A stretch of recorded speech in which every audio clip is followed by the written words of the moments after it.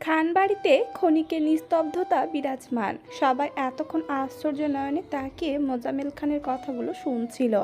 মেঘ আবিরের মুখের পানে স্থির দৃষ্টিতে চেয়ে আছে, কিন্তু আবিরের অভিব্যক্তি ঠিক বোঝা যাচ্ছে না। ইকবাল খান আর মোজাম্মেল খান টুকটাক কথা বলছেন, বাকিরা সবাই চুপচাপ দাঁড়িয়ে আছে। ডেকোরেশনের জন্য আসা ৩-৪ জন ছেলে প্রয়োজনীয় জিনিসপত্র নিয়ে যাচ্ছে ছাদে। সিঁড়ির কাছাকাছি যেতেই আলী আহমেদ খান হুঙ্কার দিলেন, তোমাদের আর কতক্ষণ লাগবে? বাসায় মেহমান আসার সময় হয়ে গেছে, অথচ তোমাদের কাজই শেষ হচ্ছে না। বেশিক্ষণ লাগবে না আঙ্কেল, এই কথা সকাল থেকে শুনে আসছি। এমন তাড়াহুড়োতে কাজ করেছো যে বিয়েবাড়িতে পুরো স্বাধীনতা দিবসের সাজে সাজিয়ে ফেলছো। শুধু লাল সবুজ দিয়ে কেউ বিয়েবাড়ি সাজায়? সরি আঙ্কেল, সত্যি বলতে তাড়াহুড়ো করতে গিয়ে আগে চেক করতে মনে ছিল না।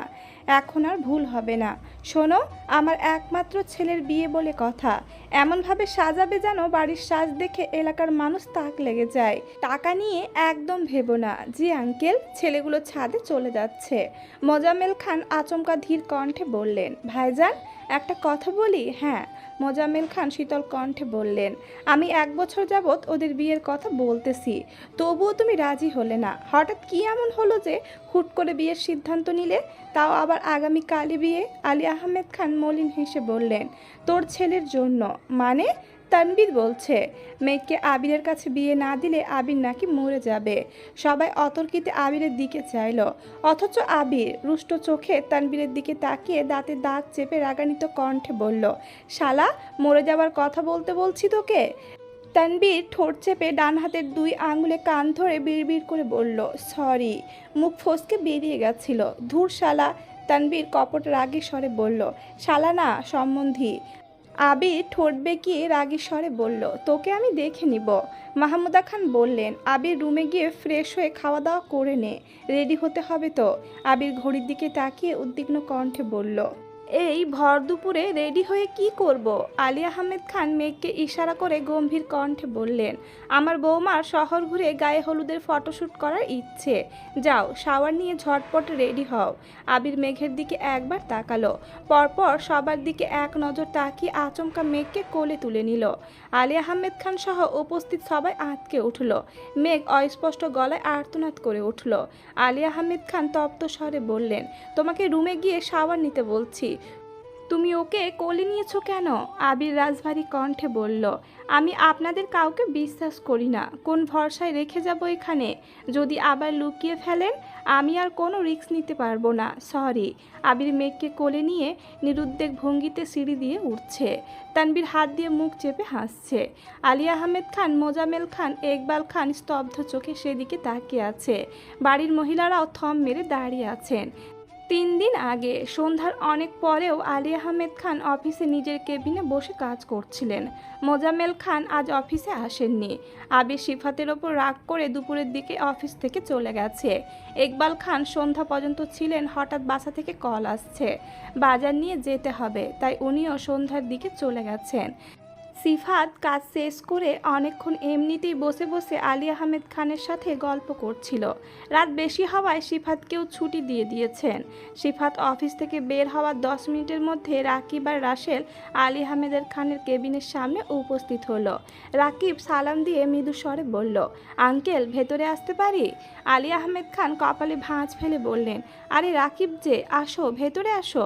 রাসেলকে খানিক দেখে কিছুটা চিন্তিত স্বরে জানতে চাইলেন, কি ব্যাপার, তোমরা হঠাৎ আমার কাছে কি মনে করে? রাকিব পেছনে ঘুরে কিছুটা তপ্ত স্বরে ডাকলো, এই তানবীর, ভেতরে আয়। তানবীর গুটি গুটি পায়ে রুমে এসে মাথা নিচু করে দাঁড়ালো। রাকিবদের সাথে তানবীরকে দেখে আলী আহমেদ খান একটু বেশি অবাক হলেন। তানবীরের দিকে তাকিয়ে গুরুগম্ভীর কণ্ঠে শোধালেন, কি হয়েছে? রাকিব শ্বাস ছেড়ে বুকে সাহস নিয়ে বলল, আঙ্কেল, আপনার কাছে একটা রিকোয়েস্ট ছিল। বলো, প্লিজ, না করবেন না? ঠিক আছে, বলো। রাসেল এবার সাহস করে বলল, আঙ্কেল, আবির একজনকে খুব বেশি পছন্দ করে, তাকে বিয়ে করতে চায়। এখন আপনার সমর্থন প্রয়োজন, প্লিজ, না করবেন না? আলী আহমেদ খান রাগী স্বরে বললেন, আবির তোমাদের পাঠিয়েছে? তানবীর চট জলদি উত্তর দিল, না না, ভাইয়া কিছু জানে না, আমরা নিজে থেকে আসছি।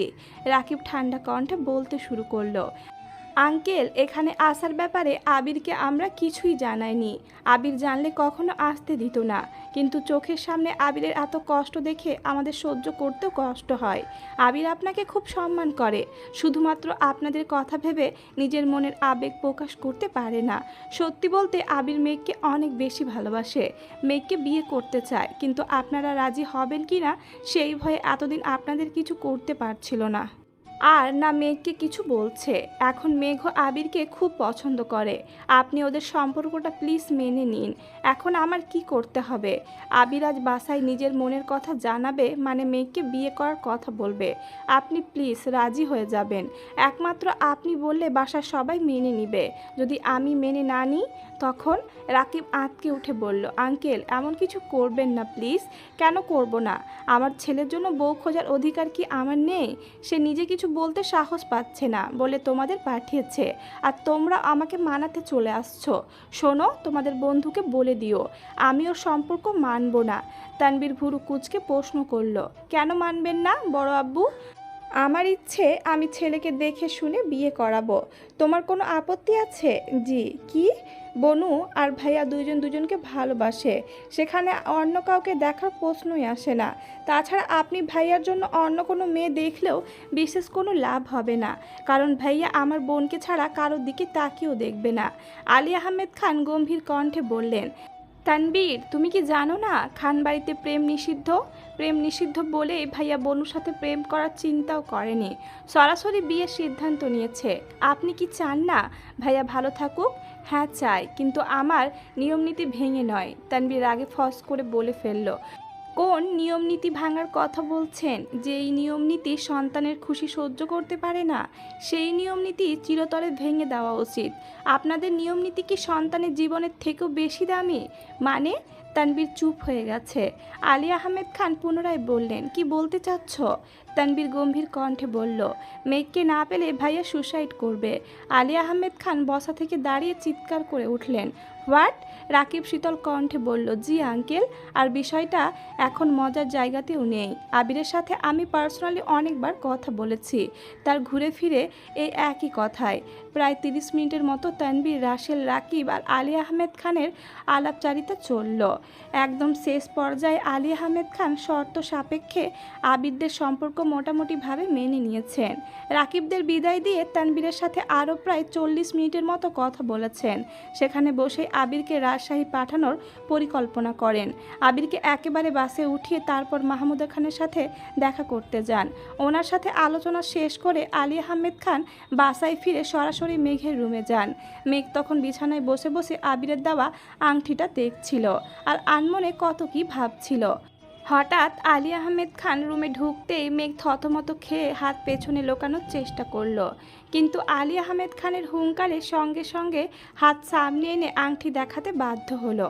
আলী আহমেদ খান গুরুভার কণ্ঠে জিজ্ঞেস করলেন, তুমি কি আবিরকে ভালোবাসো? মেঘ অবাক লচনে তাকিয়ে আবিরের শিখে দেওয়া কথাগুলো মনে করার চেষ্টা করলো, কিন্তু আলী আহমেদ খানের সামনে দাঁড়িয়ে মিথ্যা বলার মতো সাহস মেঘের নেই, তাই বাধ্য হয়ে বলল, জি। বিয়ে করতে চাও? মেঘ আঁতকে উঠে শীতল চোখে তাকালো। কিছুক্ষণ নীরব থেকে ধীর কণ্ঠে বলল, আপনারা রাজি থাকলে? আলী আহমেদ খান গুরুভার কণ্ঠে বলে উঠলেন, তুমি সত্যি সত্যি আবিরকে ভালোবাসলে আর বিয়ে করতে চাইলে আমি যা বলবো তা মানতে হবে। যদি রাজি থাকো তাহলে 3 দিন পরই তোমাদের বিয়ে দিয়ে দিব। বলো, রাজি আছো? মেঘ আশ্চর্য নয়নে তাকিয়ে বলল। আলী আহমেদ খান পুনরায় বললেন, আবারও বলছি, যদি আবিরকে নিজের করে পেতে চাও তাহলে আমার শর্ত মানতে হবে। আবিরকে চাও কি না? মেঘ কাঁপা কাঁপা গলায় বলল, চাই। ঠিক আছে, তোমার ফোনটা আগামী 3-4 দিন আমার কাছে জমা রাখবে, আর তুমি কোনোভাবে আবিরের সাথে যোগাযোগ করার চেষ্টাও করবে না। আমার সিদ্ধান্ত ছাড়া বাসার বাহিরে পাও রাখবে না। মেঘ শক্ত কণ্ঠে জানতে চাইল, এগুলো কেন করতে হবে বড় আব্বু? আলী আহমেদ খান মেঘের মাথায় হাত বুলিয়ে মৃদু স্বরে জিজ্ঞেস করলেন, তুমি আবিরের বউ হলে সম্পর্কে আমি তোমার কি হব? আলী আহমেদ খানের মুখে এমন প্রশ্ন শুনে মেঘ বিস্ময় সমেত তাকিয়ে রইল। মনের ভেতর উত্তর থাকা সত্ত্বেও দেওয়ার মতো শক্তি পাচ্ছে না। আলী আহমেদ খান ভারী কণ্ঠে বললেন, শ্বশুর আব্বু হব তো নাকি? শ্বশুর আব্বু কথাটা শুনে মেঘ লজ্জায় নুইয়ে পড়েছে। কান দিয়ে অনবরত উষ্ণ ভাব বের হচ্ছে। হচ্ছে। আলী আহমেদ খান মুচকি হেসে বললেন, আমার তো মেয়ে নেই, তাই আমার অনেক দিনের ইচ্ছে ছিল আমার ছেলের বউ মানে আবিরের বউ আমাকে আব্বাজান বলে ডাকবে। আজ আমি আমার ছেলের বউকে পেয়েছি, তাই আজ থেকে তুমি আমায় আব্বাজান ডাকবে।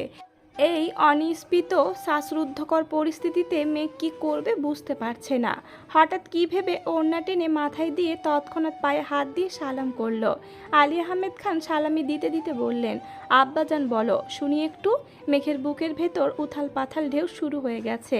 ইদানিং আবিরের সামনেও এত লজ্জা পায় না যতটা লজ্জা বড় আব্বুকে সামনে পাচ্ছে। মেঘ নিজের সাথে যুদ্ধ করে বুকে সাহস নিয়ে আস্তে করে বলল, আব্বাজান মাশাল্লাহ, আলহামদুলিল্লাহ, আমার মনের আশা আজ পূরণ হলো। এখন বলো, তুমি কি তোমার আব্বাজানের জিদ দেখতে চাও না? তোমার আব্বু প্রতিনিয়ত আমার সাথে খোঁচাখুচি করে, অথচ আমি কিছুই বলি না। তুমি যদি আমার কথা মানো তাহলে এবার আমি জিতব। তুমি কি চাও না আমি জিতি? জি চাই। ঠিক আছে, আমাদের মধ্যকার আলোচনা যেন তোমার আব্বুর কানে না যায়। এখন বলো, তুমি কি আমার শর্তে রাজি আছো? জি, আমি সব শর্তে রাজি। কিন্তু আলী আহমেদ খান জিজ্ঞেস করলেন, কিন্তু কি? কিছু লাগবে? মেঘ মাথা নিচু করে শক্ত কণ্ঠে বলল, আমার শুধু আবির ভাইকেই লাগবে। তোমার আবির ভাইকে তুমি ঠিক সময় পেয়ে যাবে। চিন্তা করো না। সেই দিনের পর থেকে তানবীর আর মেঘ দুজনকে আলী আহমেদ খান যা বলেন তারা তাই করে। মেঘকে নিয়ে শপিংয়ে যাওয়া, ফেসিয়াল করতে পার্লারে নিয়ে যাওয়া, এমনকি তানবীর এলাকার স্পাইগুলোকে পর্যন্ত আবিরের কল ধরতে নিষেধ করে দিয়েছে। সবাই আলী আহমেদ খানের কথাই করেছে। ওনার কথা না মানলে উনি মেঘ আবিরের বিয়ে মানবে না। এই আতঙ্কে তানবীর সব মেনে নিয়েছে। প্রথম 2 দিন বাসার কেউ কিছু জানতে পারেনি, কিন্তু একদিন সিফাত কাউকে না জানিয়ে বাসায় চলে আসায় কিছুটা এলোমেলো হয়ে গেছিল। সিফাতের চালচলন খুব একটা সুবিধাজনক মনে হয়নি। তাই আলী আহমেদ খান পরিকল্পনা করে তানবীরকে দিয়ে মেঘকে বাহিরে পাঠিয়ে দিয়েছিল। সিফাত বাসা থেকে যাওয়ার পর থেকে বাসায় সিফাতকে নিয়ে টুকটাক আলোচনা শুরু হচ্ছিল।